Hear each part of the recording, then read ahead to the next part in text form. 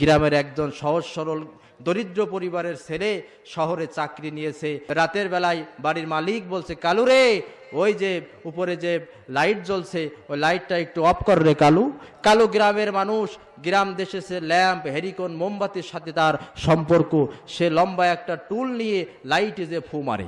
বাড়ির মালিক বলছে, কি রে কালু, ফু মারিস কারে? বলছে, স্যার, গ্রাম দেশে তো এক ফু দিয়ে 10-12টা নিভাই ফেলতাম, এ দেখছি ফু দিলে আরো বাড়ে।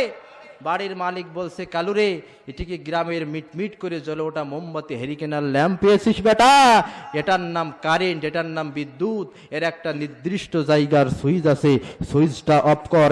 একথা বলার কারণ হচ্ছে, কারেন্টের বাল্ব, বৈদ্যুতিক বাল্ব যেমন নির্দিষ্ট জায়গার সুইচ অফ না করলে বন্ধ হয় না, ইসলাম এমন একটি আলো, এমন একটি নূর, যার সুইচ স্বয়ং আল্লাহ সুবহানাহু ওয়া তাআলার কাছে সারা পৃথিবীর মানুষ এক জায়গা হয়েও ইসলাম নামক এই নূরটাকে কেউ নিভাতে পারবে না, পারবে না, পারবে না।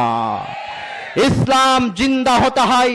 আর কারবালা के बाद সাময়িক বিপর্যয় হলেও ইসলাম ঠিকই একদিন তার মঞ্জিলে মাকসুদে পৌঁছে যাবে, ঠেকাতে কেউ পারবে না, পারবে না, পারবে না। আবু জেহেল পারে নাই।